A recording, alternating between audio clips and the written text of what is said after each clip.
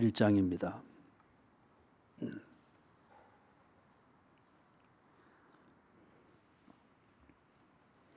아모스 1장 1절 2절 같이 읽습니다. 유다 왕 우시아의 시대 곧 이스라엘 왕 요아스의 아들 여로보암의 시대 지진 전 2년에 덕우와 목자 중 아모스가 이스라엘에 대하여 이상으로 받은 말씀이라. 그가 이르되 여호와께서 시온에서부터 부르짖으시며 예루살렘에서부터 소리를 내시리니 목자의 초장이 마르고 갈멜산 꼭대기가 마르리로다. 아멘. 이제 수요 예배 때에 아모스를 강의를 해 나갑니다. 오늘은 1장 전체를 다 하고 그리고 2장 1절에서부터 8절까지 그렇게 우리 좀 정리를 하도록 하겠습니다. 역사적 상황이 어땠는가를 정리하는 것으로 그렇게 오늘 이 시간에 그 본문을 강의를 합니다. 유다 왕 우시아의 시대. 유다 왕국에서 우시아가 왕일 때에는 북쪽 이스라엘에는 누가 왕이었는가 하면은 거기 여로보암, 그죠? 요아스의 아들 여로보암. 이거는 북쪽 이스라엘을 만든 그 혁명군을 일으켰던 여로보암을 말하는 게 아니고, 이거는 후대에 나온 이름은 같습니다. 그러나 다른 사람입니다. 그 여로보암 때를 그리 말합니다. 그런데 남쪽 우시아 왕 때도 그렇고 북쪽 여로보암 왕 때 같은 시대죠. 이때에 경제적으로는 굉장히 아주 좋았던 때입니다. 경제적으로는 아주 좋았던 때고 국방에 있어서도 아주 괜찮았던 때입니다. 그런데 이제 문제는 경제적으로도 아주 좋았고 국방의 면에서도 안전한 그 세월이 제법 지속이 된다 보니까 문화가 항상 이 향락주의적으로 문화가 자꾸 흘러가게 됐죠. 여유가 있고 고민거리가 없으면은 문화는 소통 그 이상의 것을 자꾸 요구를 하다 보니까 문화는 자꾸 쾌락과 향락을 즐기는 그런 공감대를 만들어가는 쪽으로 자꾸 관심이 기울어지게 되죠. 우시아 남쪽 유다 왕국 우시아 왕 때 그리고 북쪽 이스라엘 왕국 여로보암 왕 때에 경제적으로도 괜찮았고 그다음에 국방의 안전에 있어서도 괜찮다 보니까 이런 면에 있어서 많이 번성한 것 같고 또 겉으로 볼 때는 하나님의 복을 받은 것 같은데 조금 전에 말했다시피 여유가 생기고 안전하고 고민거리가 좀 없어지니까 놀고 재미를 찾는 여기에 자꾸 관심이 간단 말이에요. 그러면 뭐가 없어지겠습니까? 정말 그들이 고민할 때에 붙들었던 삶의 표지가 없어집니다. 목적이 흐려집니다. 그리고 그 목적에 집중하였던 그 치열하게 살도록 만들었던 그 집중력 이게 느슨해져 버립니다. 느슨해져 버린 거죠. 그래서 지금 그러한 실제적으로 안으로부터 꼭 암세포가 생겨가지고 이게 자리를 잡으면서 자기 영역을 확보해 나가는 이런 과정처럼 그때는 아무것도 모르잖아요, 그죠? 그런 과정처럼 그런 시기가 지금 바로 남쪽에는 우시아 왕이 통치하던 때고 북쪽에는 여로보암 왕이 통치하던 때입니다. 겉으로는 괜찮은 것 같고 번성한 것 같고 하나님의 복을 받은 것 같은데 그런데 지금 안으로는 하나님과 자꾸 멀어지고 있었습니다. 예배를 드리려고 하니까 자꾸 바쁜 일이 많은 거예요. 여기도 놀러 가야 되고 저기 모임에도 가야 되고 동창회도 가야 되고 그 다음에 하나님께 늘 기도해 오고 하던 그러한 어려울 때 그들의 선조들이 어려울 때에 하나님을 바라보며 늘 갈 길을 묻고 갈 길을 찾고 그렇게 기도하고 또 성경을 보고 하는 이게 지금으로서는 아주 불필요한 일처럼 여겨지게 된 겁니다. 그런 걸 하기에는 너무 바쁜 거예요. 통장 관리도 해야 되고 주식 투자해놓은 거 뺄 때가 됐는지 다시 넣을 때가 됐는지 그런 거 전화 받고 주식 관리해 주는 사람 그런 거 전화 받고 그러면 좀 빨리 넣으십시오. 빨리 빼십시오. 뺐다가 요거 올라가면 또 넣으십시오. 이런 것에 늘 집중하고 그걸 하느라고 성경 읽을 시간이 없습니다. 기도하는 자체가 어리석게 여겨집니다. 그거보다는 주식이 시장이 어떻게 변동이 되는가를 이걸 읽으면서 빨리 들어갔다가 빨리 빼나오고, 이게 지금 바로 돈이고 이랬는데 뭐 기도한다, 금요 기도회 간다, 수요 기도회 간다, 이거는 참 어리석게 여겨지는 그런 때로 이래 되었습니다. 그러니까 겉으로는 번성한 것 같은데 이거는 사실 선조들로부터 내려오면서 쌓여진 그것을 지금 누리고 있는 거죠. 그런데 선조들이 그런 걸 쌓을 수 있도록 정말 했던 것은 하나님을 구하며 철저히 회개하며, 그리고 하나님의 말씀대로 그들의 삶을 고쳐가고 우선순위를 정해서 하나하나 해 나오는 가운데 약속대로 쌓여진 경제고 국방이고 그 다음에 무슨 삶의 기회였습니다. 이게 쌓여지면서 후대가 그렇게 누리는데, 지금 우시아와 그 다음에 북쪽 여로보암 왕 때는 봐서 이런 것을 이루도록 만들었던 근본적인 그 원인이었던 하나님과의 관계, 그 관계에 충실하고자 하는 것을 우선순위로 삼아서 개인이면 개인, 공동체면 공동체, 국가의 정책 아젠다면 아젠다, 이게 정리되어 오던 이게 지금 다 허물어졌습니다. 그죠? 껍데기는 남아 있는데 속 알맹이는 전혀 다른 종류가 되어버린 거예요. 이때에 아모스가 부름을 받습니다. 그래서 지금 이 말을 하게 하는데, 조금 더 우리가 살펴볼 것은 이스라엘 왕 요아스의 아들 여로보암 시대, 지진 전 2년이라고 했죠. 그럼 이걸 지진을 말하는 것을 볼 때 이거는 굉장히 큰 사건입니다. 그래서 이 지진을 말하면은 사람들이 이 후대의 이 이스라엘 사람들이 읽으면서 이때가 언제인가를 대번에 아는 겁니다. 뭐 1900 몇 년이라면은 몰라도 그때 큰 지진이 있었을 때에 이라면은 대번에 아는 겁니다. 뭐 우리나라도 한 50년쯤 지난 다음에 세월호 사건이 있었을 때에 이러면은 언젠지 사람들이 대번에 이해를 할 거예요. 그죠? 그런 식으로. 그러면 이 지진이 언제 일어났는가, 이건 이제 또 관주 전번에 했던 거 또 한번 복습을 해보십시다. 관주 쓸 줄 아는지. 거기 보니까 지진 앞에 뭐가 붙어 있습니까? 예, 그러면은 그걸 거기에 딱 리얼을 가보니까 성경 어디를 보라고 돼 있죠? 스가랴 14장 5절 찾아보십시다. 예, 스가랴 14장 5절.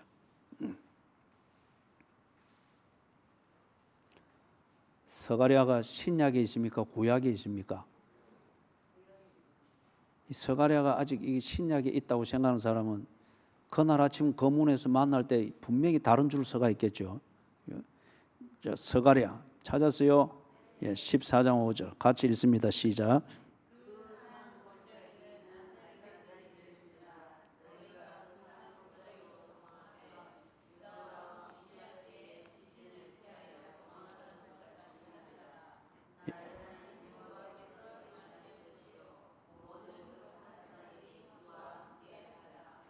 예, 거기 지진이 나오죠, 그죠? 그리고 그 지진한테 전부 도망가죠. 그만큼 컸다는 겁니다. 근데 유다 왕 누구를 거기 언급하고 있습니까? 우시야, 그죠? 자, 그런데 그러면은 우시야 때 왕 때에 그 큰 지진이 나서 모든 사람들이 팍 도망을 가는 그런 큰 지진인데 왜 이 지진이 일어났을까?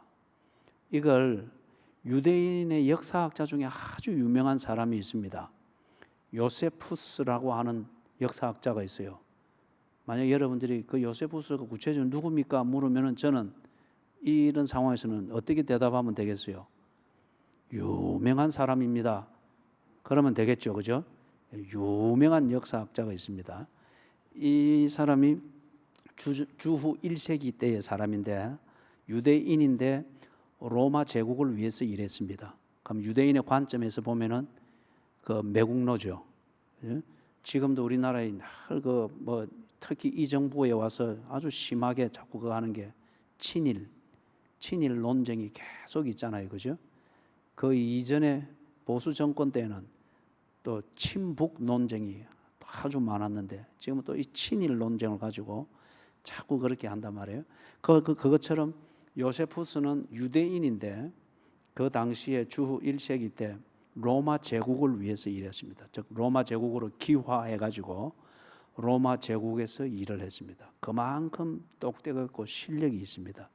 그런 반면에 유대인들에게는 매국노로 그렇게 취급을 받는데 그가 남긴 이 자료들은 지금 역사를 연구하는데 특히 예수님이 오시기 이전에 중동 지역의 그 역사를 이해하는데 아주 중요한 자료가 됩니다.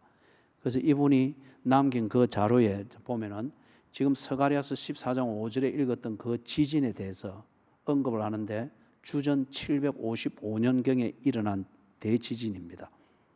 그런데 이게 왜 일어났는가 이것에 대해서 요세푸스가 나름대로 원인을 써놓기를 우시야 왕이 유다 왕국의 제사장들이 제사장의 직무를 하지 못하도록 금지시킨 겁니다.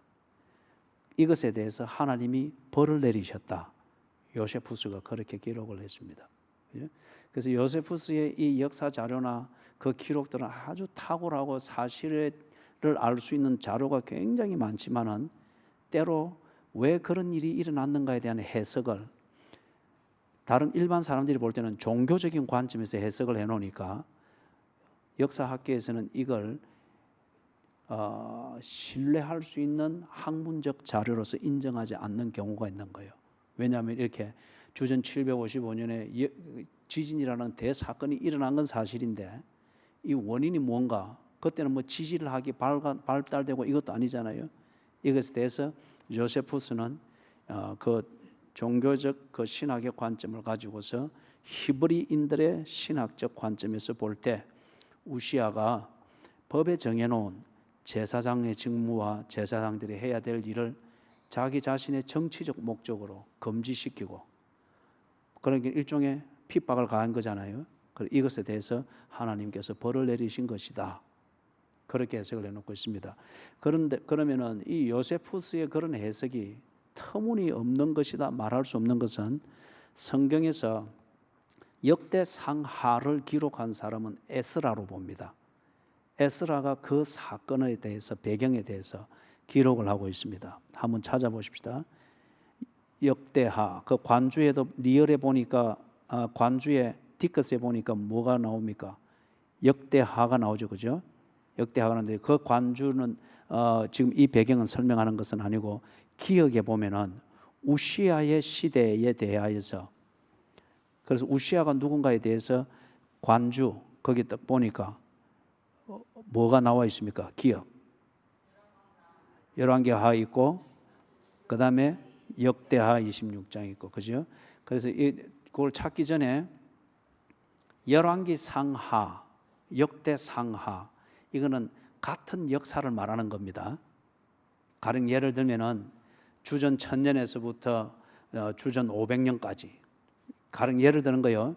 500년 동안의 기간의 역사가 있다면 이걸 열왕기 상하를 기록한 이 기록자가 그 관점에서 요 기간을 기록한 게 열왕기 상하면은 똑같은 기간과 똑같은 사건을 역대 상하 에스라가 그 관점에서 다시 역사를 정리를 해놓은 겁니다. 그렇기 때문에 같은 시간이고 같은 사건인데 열왕기 상하는 신명기의 관점에서 기록을 했고 그래서 하나님의 말씀을 순종했는지 안 했는지 그래서 순종을 안 했으면 벌을 받을 것인데 그게 그대로 이루어진 것을 보게 해주는 거예요. 반면에 역대 상하는 똑같은 기간과 사건인데 이걸 하나님께 예배를 똑바로 드렸는지 안 드렸는지 성전 중심의 하나님 예배 이것을 제대로 했는지 안 했는지 그걸 관점에서 기록을 해놓은 거예요. 역대 상하는. 자 그러면은 우시아가 제사장들이 직무를 행하지 못하게 하고 그리고 핍박을 가했다 하잖아요, 그죠? 그러면 이거는 열왕기 상하의 관점보다는 역대 상하를 기록한 이 관점에 해당되어지는 사건이죠. 자, 그러면은 거기 관주 중에서 관주의 그 두 가지 관점에서 기록된 역사를 똑같이 보라는 겁니다. 우시아 시대 때 어떻게 됐는지. 그러면 우리가 거기서 두 번째 그것 역대하 26장을 찾아보십시다. 역대하 26장.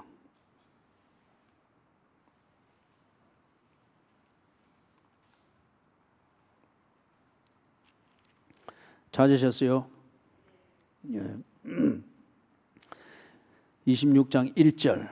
유다왕 온 백성이 나이가 16세 된 우시야를 세워 그의 아버지 아마시아를 대신하여 왕으로 삼으니, 이제 우시야 시대가 시작되죠. 그러면서 정치를 해 나가는데 이 우시야가 어떤 짓을 했는가, 그것을 이 역대기를 기록한 에스라가 기록을 하는데, 제사장들이 제사 직무를 못하게 하고 지가 제사장의 역할을 하려고 한 거예요. 당시 고대 근동에서는 왕이 제사장의 역할까지도 하려고 했습니다. 고대로 가면 갈수록 종교가 힘이 있었잖아요, 그죠? 그래서 왕이 모든 실권을 장악하려고 다른 이방 나라들이 하듯이 왕권과 이 제사장의 권한을 동시에 가지려고 한 거예요. 그래서 제사장들이 직무를 못하게 하고 지가 제사를 드리려고 한 거예요.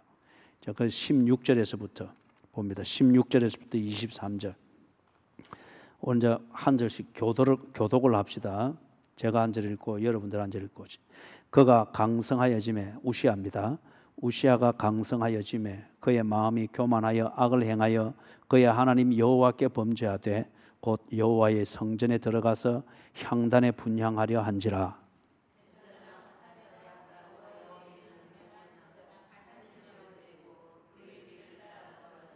우시야 왕 곁에 서서 그에게 이르되, 우시야여, 여호와께 분향하는 일은 왕이 할 바가 아니요 오직 분향하기 위하여 구별함을 받은 아론의 자손 제사장들이 할 바니 성소에서 나가소서. 왕이 범죄하였으니 하나님 여호와에게서 영광을 얻지 못하리이다.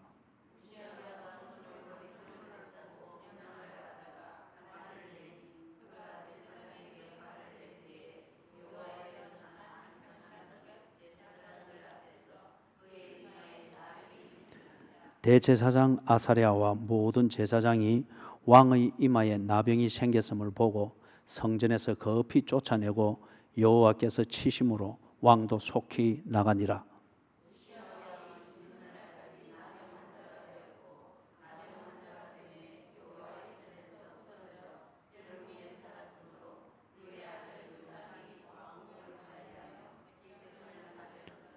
우시야의 남은 시종 행적은 아모스의 아들 선지자 이사야가 기록하였더라. 같이 읽습니다. 우시야가 그의 조상들과 함께 누우매 그는 나병 환자라 하여 왕들의 묘실에 접한 땅 곧 그의 조상들의 곁에 장사하니라. 그의 아들 요담이 대신하여 왕이 되니라. 아멘. 그러니까 이 우시야가 이 뭡니까? 왕권과 함께 제사장의 권한까지를 자기가 행하려고 했죠.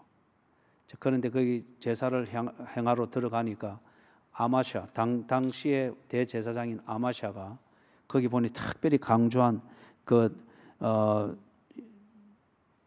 말이 뭐 있죠? 여호와의 17절 제사장 아사랴가 여호와의 용맹한 제사장 80명을 데리고, 그러면 이때는 웬만큼 목숨을 걸어놓는 용기를 내지 않고는 지금 이 왕을 말릴 수가 없었다는 거예요.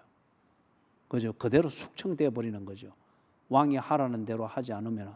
그런데 이거는 보니까 도무지 안 되겠는 거예요. 그래서 제사장 아사랴가 목숨을 걸어놓고 이 일을 꼭 말려야 되는, 그래서 여호와의 성전을 더럽혀서는 안 되는 이 일을 그렇게 해야 되는 그 일에 동참하는 제사장, 용감한 제사장 80명과 함께 들어가서 목숨 내놓고 이 왕에게 그리하지 마소서 말린 겁니다. 그죠? 그런데 왕이 굳이 고집을 부리니까 갑자기 그 이마에 어떤 정세가 있었답니까? 나병 환자, 뭐 하얗게 변해갔던지 그렇겠죠. 그죠? 그러니까 이 제사장들이 그 자리에서 바로 왕을 끌어낼 수 있습니다. 이건 왜 그렇죠? 율법에 그리 돼 있잖아요. 그죠? 나병으로 의심되어지는 게 있으면은 7일간 격리시키라 했잖아요. 격리시켜 놓고 그게 나병인지 아닌지 확인하는 기간을 가지라고 했죠.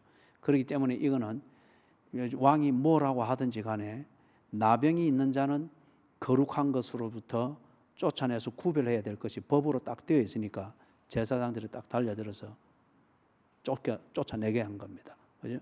하나님의 특별한 섭리라 믿어요. 개인적으로는 이렇게 되었고, 그 다음에 이것에 대해서 아까 우리가 스가랴서 14장에 보았던 것처럼 이것에 대해서 왕이 이 정도 같으면은 나라의 정치를 하나님의 법을 순종하는 그 정신으로 할 게 결코 아닐 거예요. 예를 들어 우리가 세월호 잊지 말아야 합니다. 그런데 이걸 한편 정치권에서 너무 이용해 먹는 게 있죠, 그죠? 이 또 내년 총선 되면 이거 또 나올 겁니다.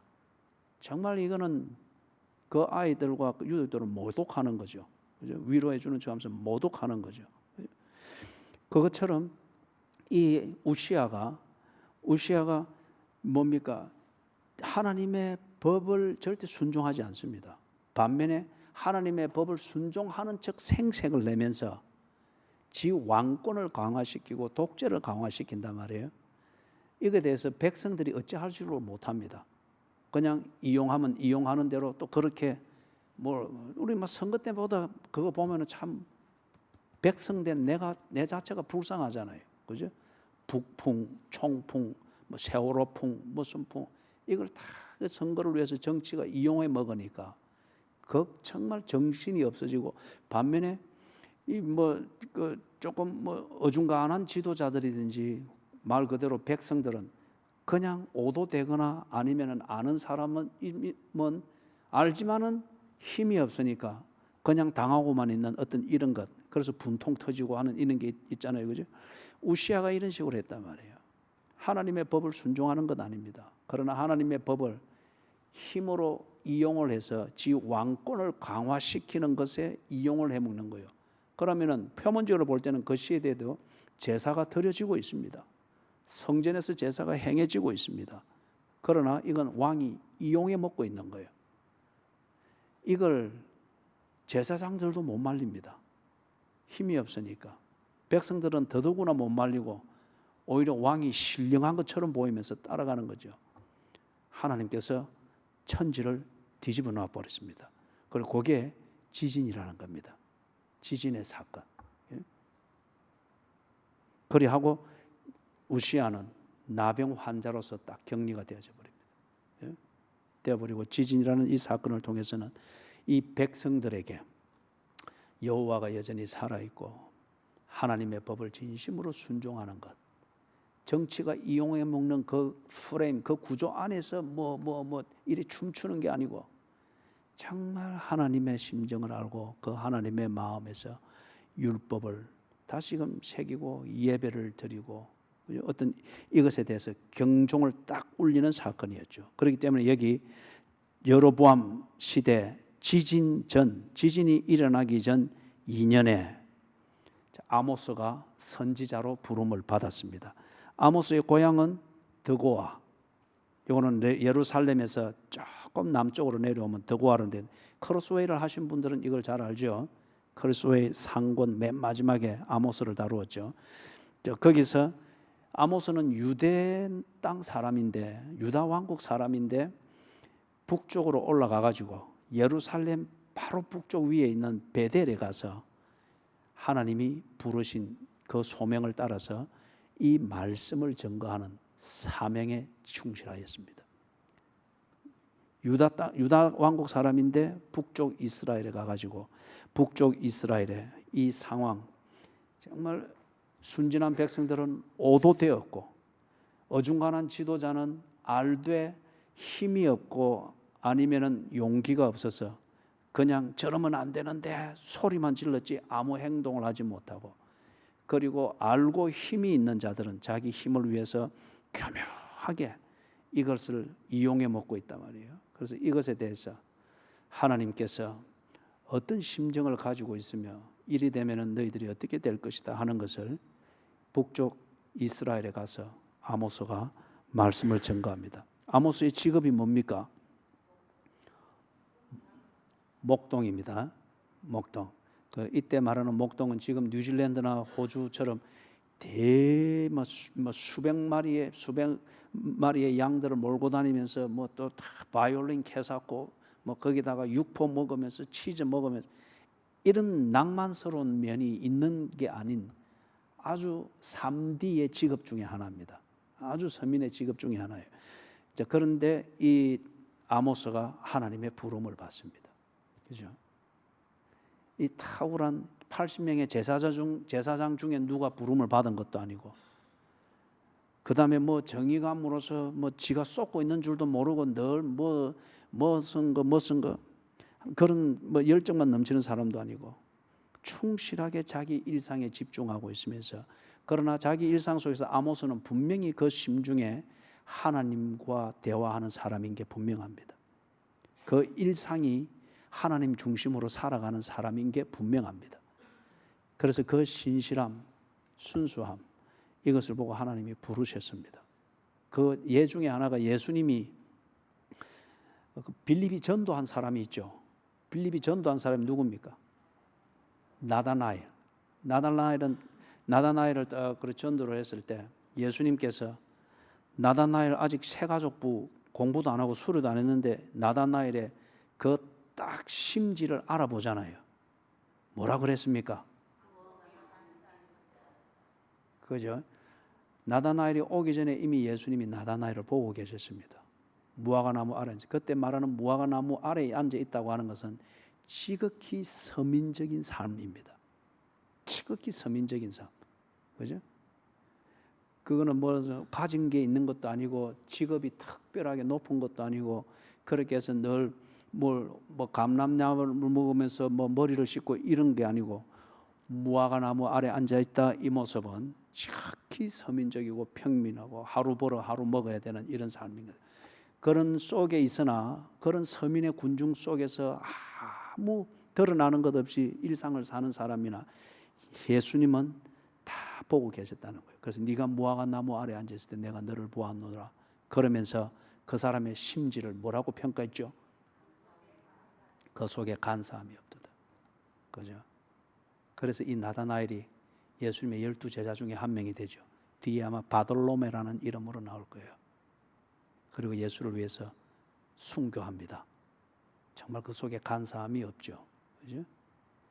복 받기 위해서, 내가 문제 해결하기 위해서 예수를 찾아오고 전도라는 걸 통해서 와서 그런 간사조차도 그에게는 없었다는 거예요. 그죠? 그래서 그 뒤에 이제 예수께서 가르치신 대로 쭉 받아들이면서 예수의 제자가 됐죠. 마찬가지로 이 지금 아모스가 지극히 평범한 서민입니다.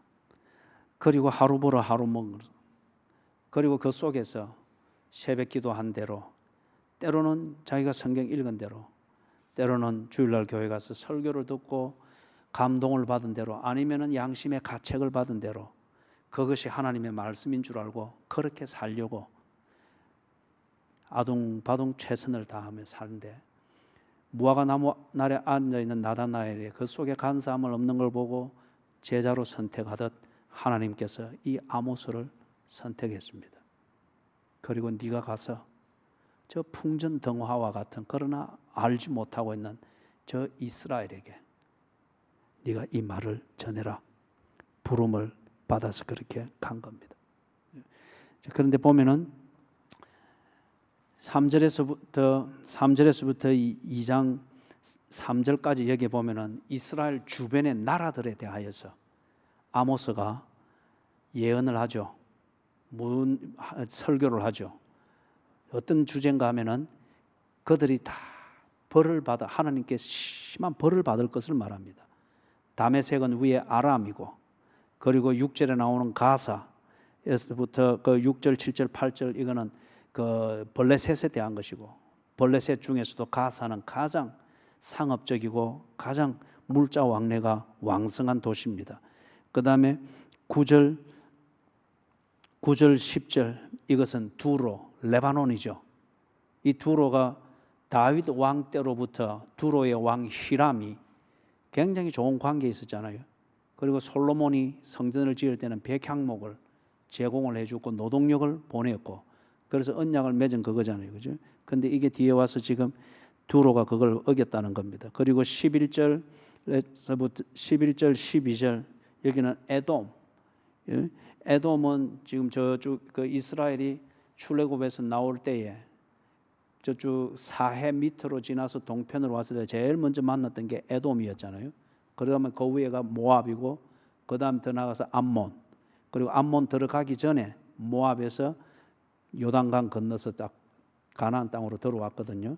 그건 지금 에돔이고, 에돔은 그 이스라엘의 숙적이죠. 그리고 13절에서부터 15절 암몬에 대해서. 그래서 이 암몬은 어디와 국경을 마주하고 있는가 하면은 그 이스라엘의 12지파 중에서 요단강 동편에 자기의 땅을 분배받은 지파가 어디입니까? 예?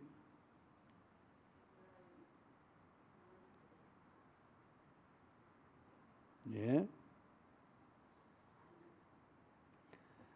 여러분이 내 얼굴 관찰하는 건 아까 10초로 끝났어요. 지금은 질문에 대해 대답을 해야 돼요. 변영 지사는 와서 입만 자고 이러고 있어. 소리는 내보고 알아서 해라 그 말이고. 예. 이 큰일 났네. 이 그날 아침 검문에서 만나가지고 이 예수님 앞에 가서 내가 뭐라 말해야 될지 모르겠네. 가면 이 질문을 한단 말이에요. 요단강 동편에 땅을 분배받은 지파가 누구뇨? 베드로가 그 딱 질문을 한단 말이에요.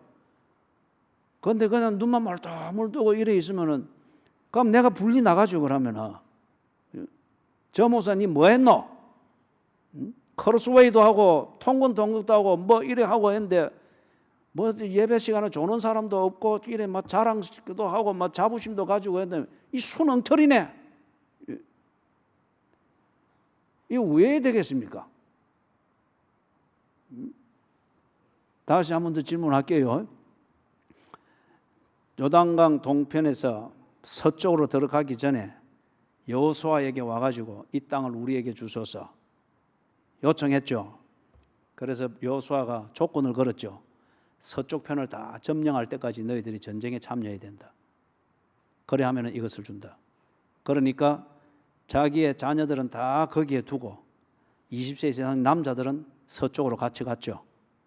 그래서 이쪽에 땅을 분배받은 지파는 2지파, 그리고 한 지파는 동쪽의 반, 서쪽의 반. 어느 지파입니까? 르우벤 지파, 므낫세 반 지파, 그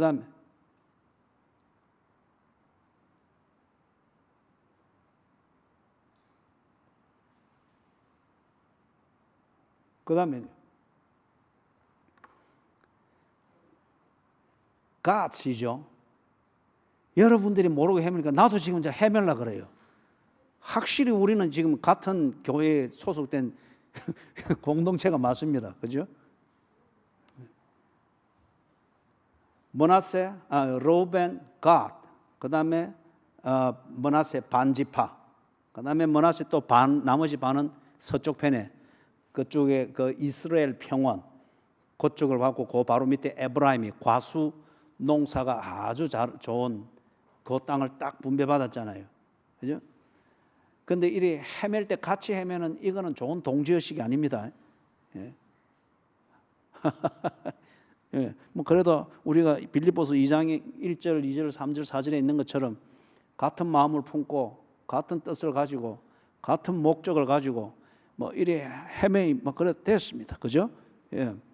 그날 아침 거문에서 만나서 뭐 그 헤매도 같이 헤매면은 그게 또 우리 시내가에 심은 교회의 표시 아니겠습니까? 그 헤매는 교회 이쪽이다 이쪽 일로 온나. 예. 보자. 그래 이야기하니까 시간이 많이 갔군요. 잠깐 조금만 정리하고 그래 마칩시다. 자, 그래서 그 암몬이 그쪽에 밑에 므낫세 반지파에게 르우벤 지파의 땅, 갓 지파의 땅, 그 밑에 므낫세의 반 지파가 할애받은 그 땅하고 맞대고 있는 게 암몬 이 민족이었어요. 요 지역을 르우벤, 갓, 므낫세 이 지파가 할애받은 동쪽의 땅을 길르앗이라고 합니다. 그 지역 이름이 길르앗이에요. 그래서 보면 이제 여러분이 이걸 읽어 나가면은 13절에도 있다시피 길르앗의 아이벤 여인의 배를 갈랐습니다. 이때 말한 감 길르앗은 이 사는 사람이 누구였습니까? 이스라엘 사람들 아닙니까? 지금까지 큰 이야기를 했는데도 이제 여러분 눈빛을 분명히 하십시오. 모르면 모르는 눈빛으로 보시고 알면은 아는 눈빛으로 보시고. 내가 항상 속잖아요. 잘 알고 있다는 눈빛으로 이래 보니까 다 아는 줄 알고 내가 자꾸 넘어가는데 이 물어보면 전혀 모르고 있잖아요. 자, 저를 한번 보이소. 아는 눈빛인지 모르는 눈빛인지. 다시 한번 말씀해 달라. 그 눈빛이군요. 그럼 다시 말할게요. 길르앗은 요단 동쪽 편에 있고 지금 현재로는 시리아 남쪽과 요르단 땅이 있는 곳입니다. 그 나라가 있는 곳이에요. 이게 여호수아가 이스라엘 12지파 중에 어느 지파에게 분배해 주는가 하면은 르우벤, 갓, 므낫세 반 지파에게 땅을 분배해 주세요. 땅을 분배받은 그 땅의 이름은, 지역 이름은 우리가 경상남도, 경상북도 이리 부르듯이 그 지역 이름은 길르앗이라 이렇게 불렀습니다. 아시겠죠? 자, 그런 것 같으면 여기 13절에서 길르앗의 아이벤 여인의 배를 갈랐다. 그 여인들은 누굽니까? 그렇죠. 이스라엘의 사람들인 거예요. 그래서 그 벌을 내리겠다. 그 다음에 2장 1절에서부터 3절 모압 거기서 이제 에돔 왕의 뼈를 불살라 제를 만들었다 그렇게 되어 있는데 거기는 그 관주를 여러분이 찾아가서 조금 보면은 사건이 나옵니다. 이 모압의 왕이 이스라엘에서 막 그 연합군들이 들어와서 막 약탈하고 막 이렇게 전쟁에 그거 하고 막 몰리니까 처음에는 자기들이 이긴 줄 알았거든요. 연합군들끼리 싸움이 나가지고 그렇게 해서 자기들이 들어가서 거저 주워오면 되는 줄 알았단 말이에요. 무엇이 스스로 쏘았는가 하면은 모압이 사해를 보고 있습니다. 사해와 요단강을 바로 내려다보고 있거든요. 저녁 노을이 질 때에 이 노을이 물에 비치니까 물빛이 벌겋겠잖아요. 이걸 보면서 모압 왕이 연합군들이 우리 쳐들어오려고 연합을 만들었다가 자기들끼리 싸움 나서 죽이느라고 피가 강을 적시겠다. 이렇게 오해를 한 거예요. 석양에 벌겋은 노을이 비친 걸 보고. 그래서 우리 가서 이제 뭐 주워오면 된다. 가자. 이래 했는데 그게 아닌 거예요. 그게 노을인 거예요. 그래서 이 지금 이스라엘 왕을 비롯해서 들어와가지고 모압을 쑥대밭을 만들었습니다. 그때 모압이 성으로 피해가지고 마지막으로 한 게 자기 장남을 데려와가지고 거기 있죠, 그죠? 장남을 데려와가지고 그 성벽에서 번제물로 드린 겁니다. 이게 당시 고대 근동에 있었던 풍습 중에 하나였습니다. 그리고 그걸 지금 그가 에돔 왕의 뼈를 불살라 제를 만들었다 그렇게 표현을 해놨습니다. 자, 그리고 여기서 이스라엘 주변의 나라들이 받게 될 형벌에 대해서 아모스가 말씀을 선포를 하는데 그는 전부 다 그들이 저질렀던 어떤 그 죄악들에 대해서. 그런데 요지가 뭔가 하면은 북쪽 이스라엘이 처음에 이야기할 때 지금 경제적으로나 국방적으로 괜찮았다고 하잖아요, 그죠? 자꾸 이런 외연을 넓혀갔던 겁니다. 이런 주변의 나라들, 그들이 가지고 있는 산업, 그들이 가지고 있는 국방, 그들이 가지고 있는 문화, 교육 이런 걸 자꾸 얽히고 설키고 이렇게 교류하면서 그것으로서 사는 재미와 안전을 자꾸 누려가는 것 같으니까 그런 것에만 자꾸 쫓아다니고 한편 여호와를 섬기는 이 신앙은 자꾸 무시하고 무가치하게 여겼던 거예요. 예? 꼭 지금 현대 역사의 우리나라 상황과 같아요. 그죠? 자꾸 주변의 나라들, 주변의 어떤 뭐 그걸 하는 것, 이것을 연대를 맺어가지고 뭘 하려고 쫓아다니고 이래 하니까 교회도 그렇고 교회 지도자들도 그렇고 하나님이 우리를 도우시는 이 적나라한 손길을 자꾸 그런 것으로 대치를 해버리는 거예요. 예? 그러니까 하나님께서 이 아모스를 통해서 분명히 말하는 겁니다. 너희들이 믿고 신뢰하는 것 때문에 나 여호와를 그렇게 무시해버렸는데 여호와를 무시할 정도로 기대하고 의존해야 했던 이 민족들과 백성들이 얼마나 무익하고 무기력한지 똑똑히 보아라는 거예요. 하나님께서 쳐버릴 때에 그들이 더 이상 강대국이 아니라는 거죠. 그런데 너희들이 이런 것 믿고서 나 여호와를 무시하고 나 여호와를 만날 시간이 없다가 바쁘다는 핑계를 대고 이런 외교 이런 걸 가지고서 바쁜 척, 그리고 그게 주는 이익으로 뭔가 복을 받은 것처럼 착각하고 있는데 너희들 눈앞에서 이들이 다 하나하나 쓰러질 것이다. 예? 그럼에도 불구하고 너희들이 이걸 의지할 만한지 보라는 거예요. 그래서 이건 지금 여기서 말하는 거는 북쪽 이스라엘을 뱅 둘러싸고 있는 주변의 나라들이에요. 그래서 싹 그걸 보게 하고, 그 다음에 2장 4절에서부터 8절에 나오는 이것은 4절 5절은 남쪽 유다에 대한 죄악이고 6절 7절 8절은 북쪽 이스라엘에 대한 죄악을 단적으로 짚어서 말했는데, 공통된 것은 뭡니까?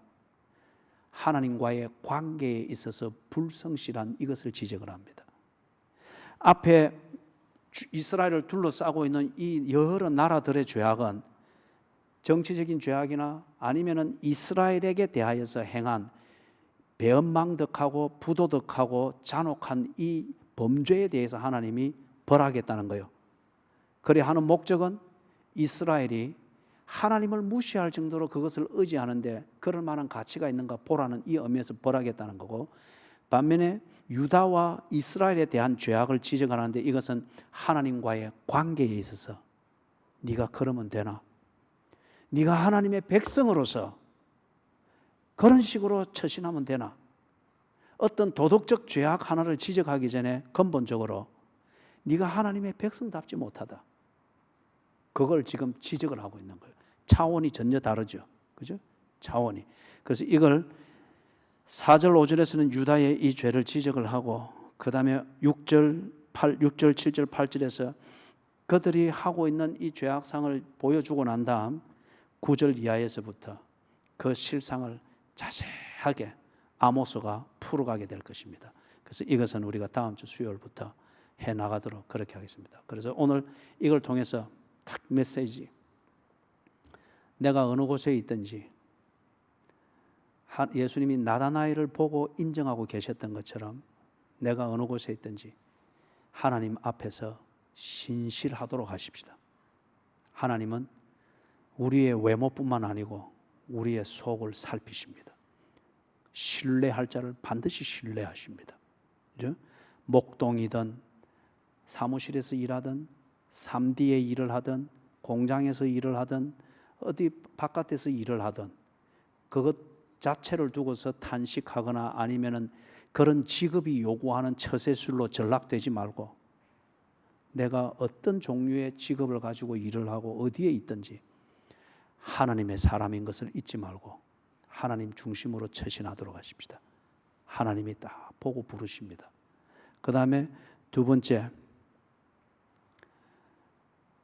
하나님을 잊을 정도로, 예배를 잊어버리고 기도의 자리를 잊어버릴 정도로 부자 되고 출세하고 자식 잘 키우고 재밌게 살고 뭐 아주 편안하게 살 수 있는 기회들이 많고 그것을 쫓아다니기에 바쁘다, 반드시 망합니다. 하나님을 잊을 정도로, 그리고 하나님을 신뢰하는 그 중심을 잊고 무가치하게 여기고 소홀하게 여길 정도로 여기에 외교 강교, 저기에 교제 이런 것을 하느라고 바쁘고 그것으로 좀 재미를 누린다, 반드시 망합니다. 나라가 경제가 한번 휘청거릴 때 보시라고요. 그 경제에서 돈 벌어서 뭘 안전을 취한다고 늘 뭐 교회 우습게 여기고 이래 하던, 그럴 때 다 무너지고 난 다음에 어디로 갈 거예요? 지금 그걸 보여주는 거예요. 그 다음에 세 번째, 꼭 새겨야 될 것 세 번째, 하나님께서 하나님의 백성에 대해서 그날 아침 거문에서 만날 이 분명한 믿음과 소망을 가지고 살게 한 하나님의 백성에 대해서 하나님이 섭섭하게 여기는 것은 그냥 좀 포화가 다니다 이 정도가 아니에요. 하나님이 여러분에 대해서 또는 저에 대해서 섭섭하게 여긴다면 어떤 문제로 섭섭하게 여기는가? 하나님과의 관계를 소홀히 여기는 그 마음가짐과 삶의 태도의 자체에 대해서 하나님이 섭섭하게 여기십니다. 나는 너를 이 세상에서 사랑할 자가 너 하나밖에 없는 듯 관심을 가지고 오늘도 집중하는데 너는 어째서 내게 눈길 한 번 줄 수 없을 정도로 그리 바쁘게 사노? 섭섭하다야. 그겁니다. 그렇기 때문에 모압이나 암몬은 포악하여서 벌을 받으나 유다나 이스라엘은 하나님이 섭섭하여서 이들을 지금 근본부터 뜯어 고치려고 하는 겁니다. 자, 찬송가 323장.